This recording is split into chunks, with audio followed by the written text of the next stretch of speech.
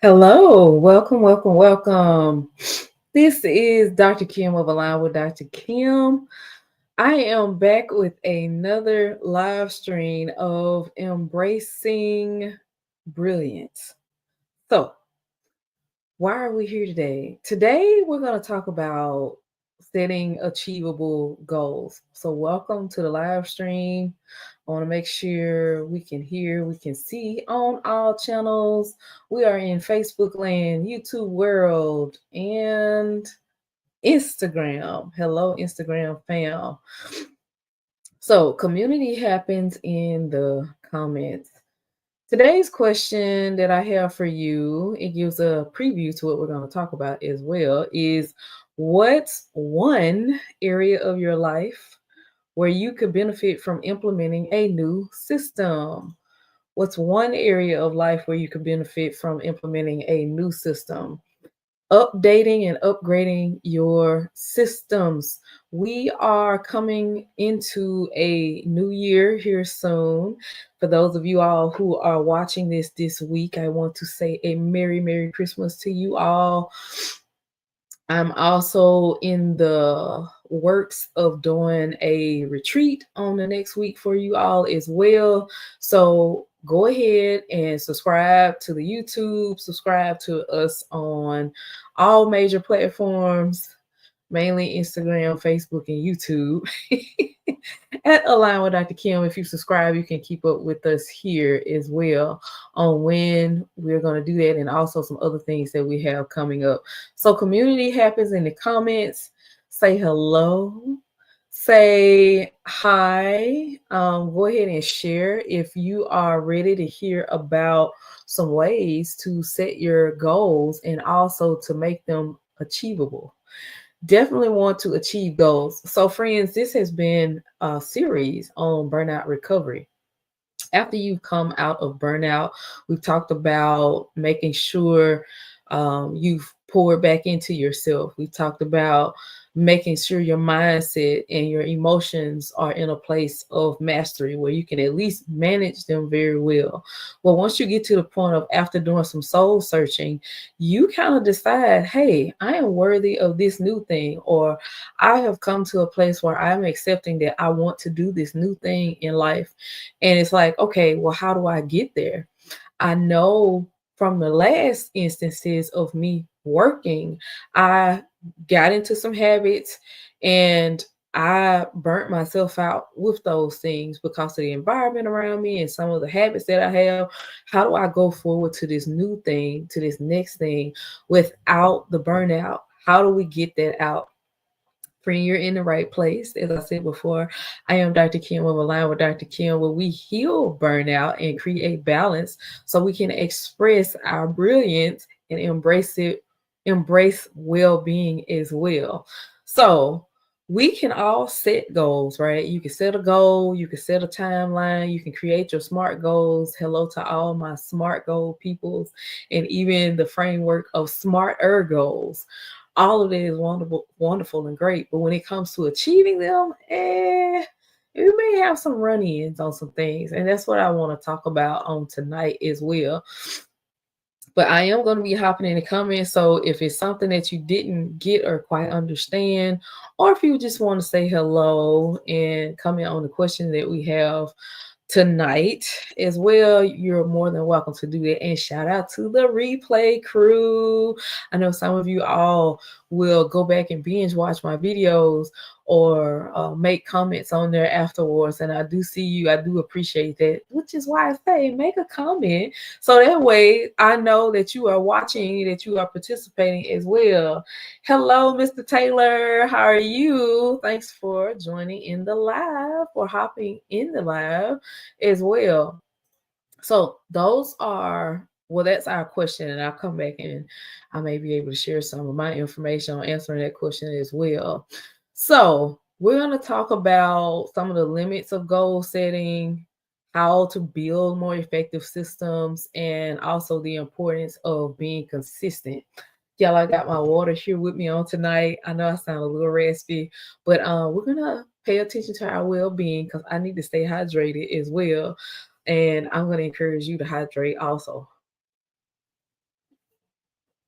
All right. So when we are, one of the things that I like about, hi, Sierra. Hey, girl. Hey. So, one of the things that I love about goal setting, and like I said, this is like for me, like the Monday of the year. Well, January really feels like the Monday of the year, but like getting prepared for the week ahead, that's what the fourth quarter feels like to me. Or at least the last week, the last few weeks of December. It feels like you're prepping for a Monday. It's like we're prepping for a new year. It's like we're reflecting on what has passed, reflecting on all the things that have happened. And now we're in a space of saying, hey, I want to continue this. No, I don't want to continue this. This is something new that I want to go into. This is something that I want to try. And then we set up different habits, support systems, accountability systems to help us with those things, right? So we do those things so we can continue and we can enjoy it and have fun along the way. As I stated earlier, we are about embracing well-being over here, and how happy you are, your motivation and your mood matters, because you can fully engage in your life without having to feel stressed, without inviting stress in, or just being into a point where the stress just bounces off of you. It doesn't even stick, right? So let's talk about the importance. No, I'm sorry, not the importance, but we're going to start off first with the limitations of goal setting. So I talked about the SMART framework.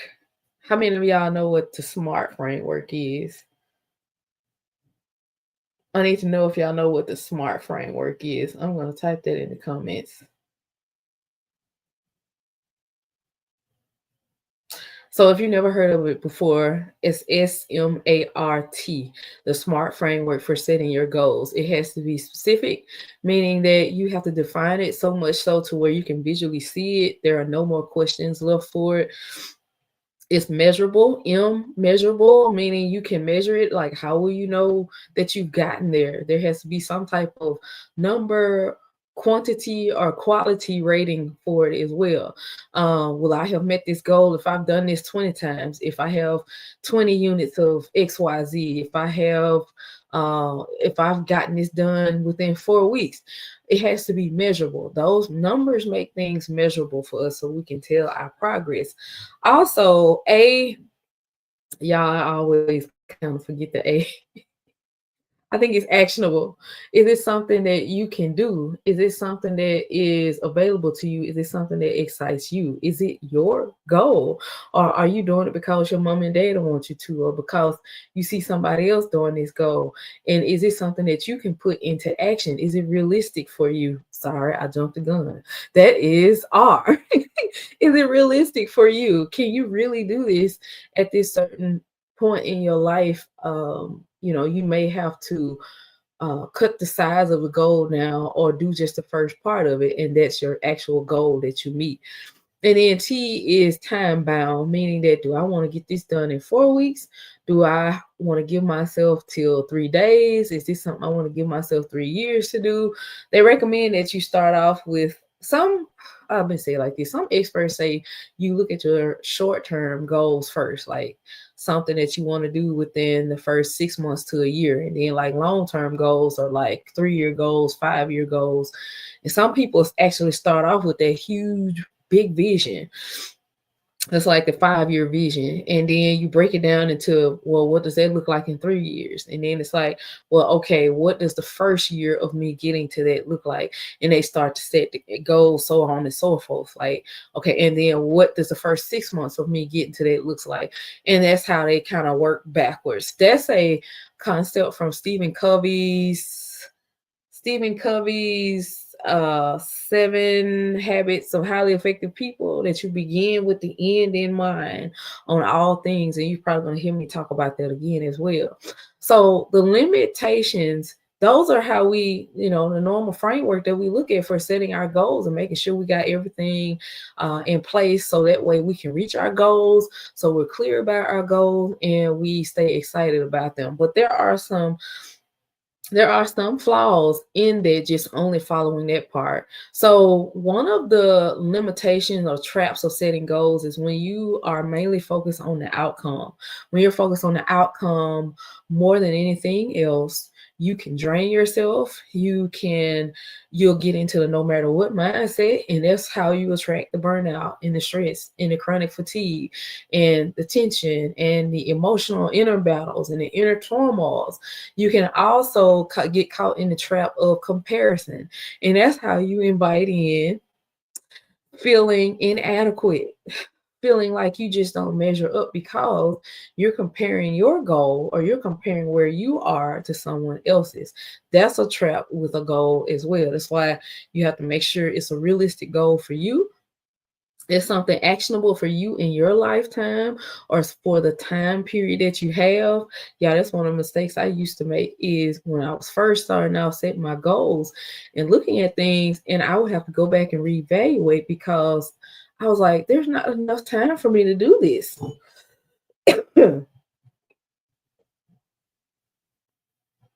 Okay, there we go. That's what I was talking about. There's not enough time for me to do that because I had so many other commitments till it just didn't make any sense. Oh, y'all, excuse me.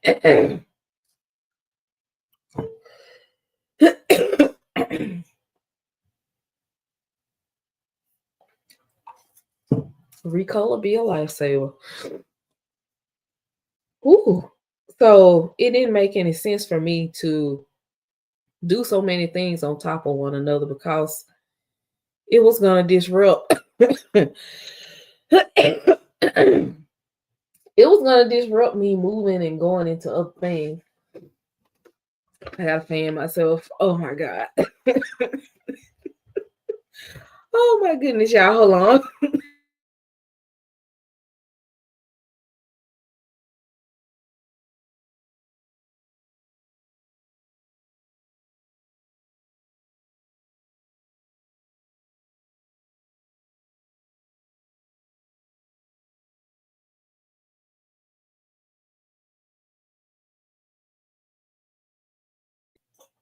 Okay, I promise y'all I'm okay.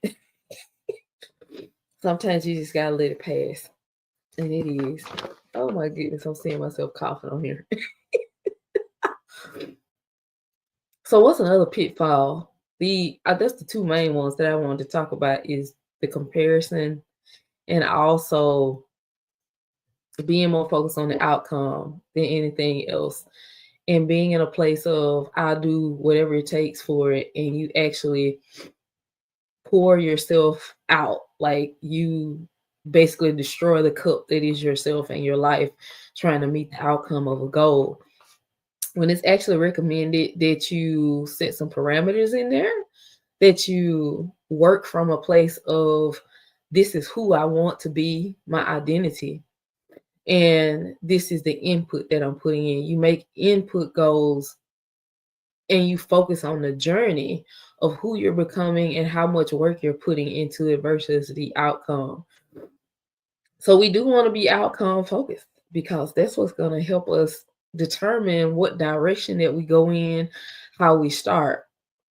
So how can you be clear on something without even knowing where you are going? You got to be clear on those things as well, and you have to define where you're going with something. You have to know what outcome that you want to have. So that part is important. The trap is only being focused on the outcome. The trap is being focused on what somebody else has or how somebody else is working through their goals versus yours, instead of being focused on what you are doing as well. Another one is being overly ambitious. That's another one that we can get to when I was talking about, is this a realistic goal for you? And you're looking at your time, but you're being overly ambitious also with the things that you have. Meaning that instead of using the resources that you do have, you've started looking into your resources that somebody else has, or basically not looking at resources that you need to get versus the ones that you already have.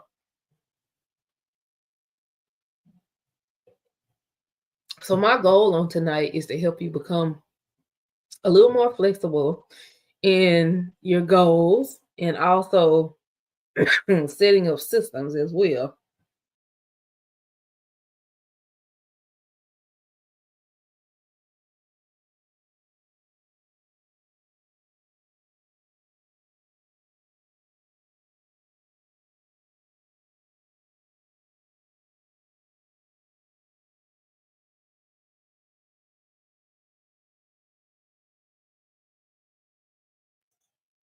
Okay, moment of pause. So, those are some of the limits. How do you go into building effective systems? Some of those systems that we set up can help us with reaching where we need to go. This is why I said starting off with knowing what you want. Knowing the outcome that you want will help you take the first step, will help you cut out a lot of other noise, especially when you know exactly where you're going with a thing. So, what do we need to have with systems? We need to break down the things that we want, break them down into small steps as well. So, number one, you got to know your outcome so you can know where to start. And the steps along the way to get there, we have to break them down into smaller, actionable steps. Instead of trying to do 3 years worth of things, we break it down and say, okay, well, what does the first month of it look like? And then defining it and going from there. I also want to give you room and space to understand that you may not see it all. It may not be completely defined all the way. And what solves that is your action and moving forward because you start to understand more as you move along in those things as well. You begin to reflect and you get feedback, hopefully, from your support places, from your accountability partners and your mentors on the things that you need to look for going ahead as well. But you set up those smaller, actionable steps also. We can also look at when we're taking those consistent steps going forward, there are also daily habits that we need to get into to get those things done.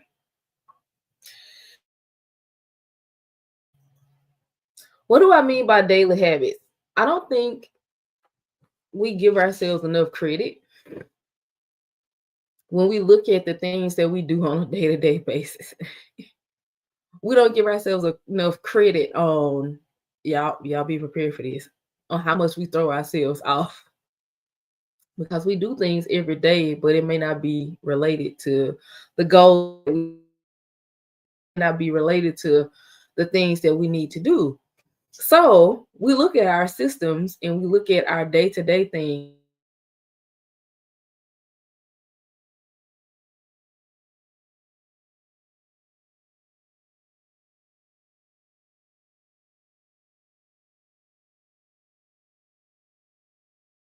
I don't think my internet didn't go out. Okay, it's coming back in. Oh my goodness. We're gonna get through this. We develop a system based upon what we're doing every day. And it can be frequency. It doesn't have to be the routine of things, the day-to-day routines. Some people are only able to work on things once a week, or some part of it you may be able to work on daily, and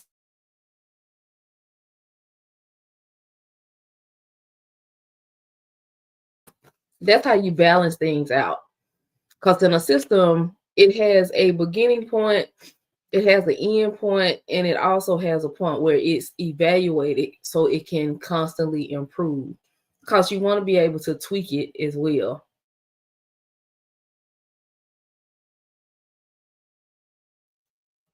So we need to know our daily routines and we choose things that we do daily based upon those smaller actionable goal steps that we have in there.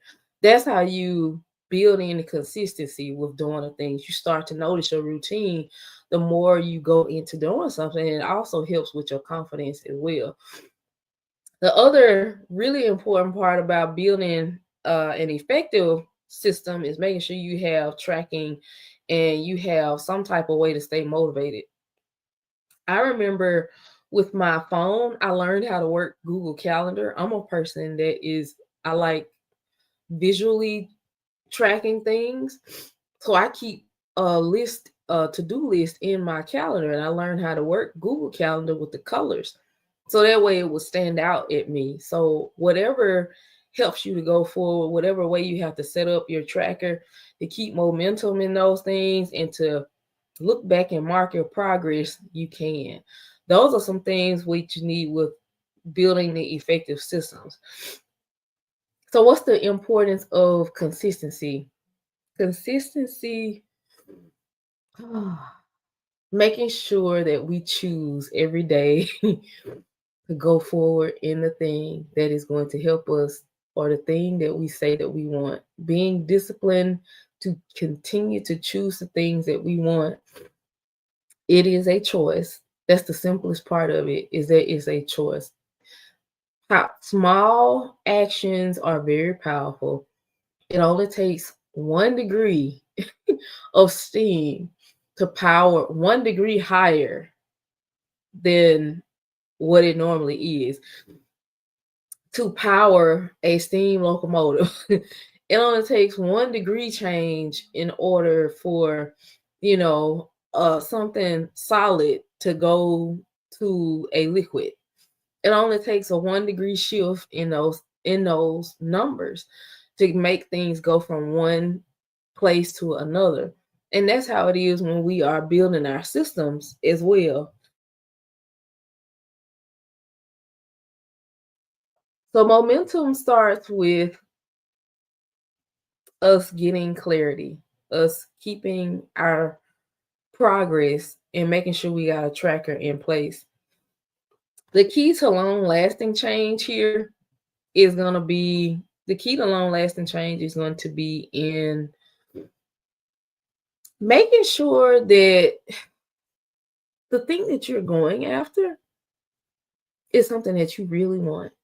I know I've said that before, but I will say it again. Making sure that it is something deep on the inside of you that you want. I've heard a lot of my mentors say your why has to make you cry. If your why doesn't make you cry, it isn't it's not gonna keep you going. It's not gonna be something that you'll forget about it. And I've really tried to understand like the way you can do vivid pictures and create a vivid desire about things. And those are great activities, don't get me wrong. But I always return to my who. It's about my identity and who I am. And I'm sharing this because you may have had a hard time starting with your why or trying to define your why. And you find that, especially if you're a recovering people pleaser, you are learning that a lot of your motives was based upon what was in your environment, and it wasn't something truly that was coming from within you. So I had to learn and could continuously ask myself, who do I want to be?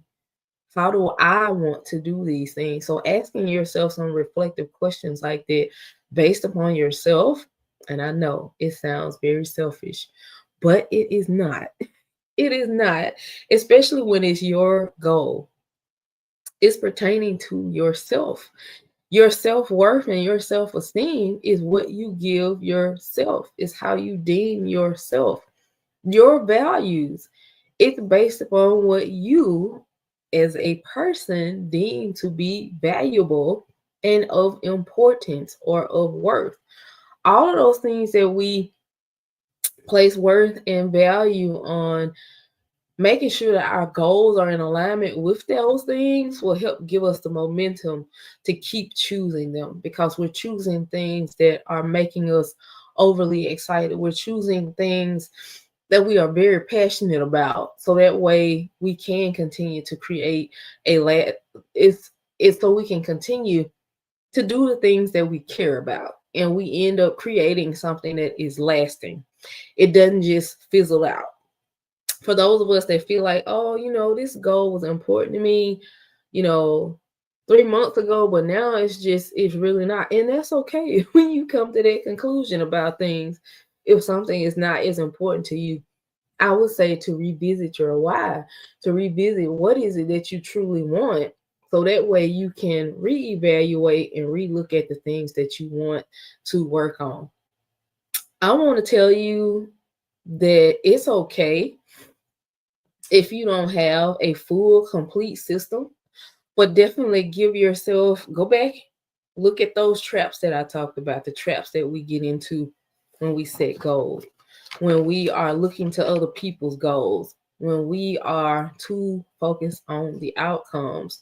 We have to learn to focus on our input, meaning our effort, and also our identity. We're focusing on who we want to be and who we're choosing to be with those things. Also, when we're building those effective systems, we look at the outcome. So, yes, we include the outcome so we can decide where we want to go, but we break those things down so we can become consistent and so we can choose our routines and those things as well. And then the more you consistently choose your routine and the things that you do, you will start to notice what your system is.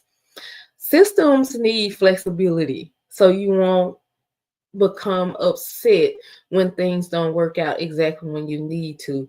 And they also need not random, they need dedicated checkpoints in there. Like I was talking about, the weekly reset, the weekly reflective exercises. So that way you can look at what's working, what's not working. What do I want to keep? What do I want to leave out? But setting a goal, just setting it and saying, this is what I want, that's just a statement that you've made. But when you match a system to that, meaning you got a support system, you got accountability, you got mentorship, you got ways that you can track your changes and look at your progress. You've got key points in there of where you have made benchmarks or where you've met milestones in there, and you acknowledge and celebrate those things. That's the type of system that can really get behind your goal and press it forward to move it out and to get things going. And you can also start to set those things up to where you start to notice patterns in your life and you can implement those things into other areas of your life as well. I don't see any questions. I did not come over here to, yeah. Hey, over here on Instagram. I'm just not coming in. I just wanted to check in with you all. So I want you to still think about what area of your life could benefit from implementing a new system. Where in life do you need to put in a new system before the new year comes in?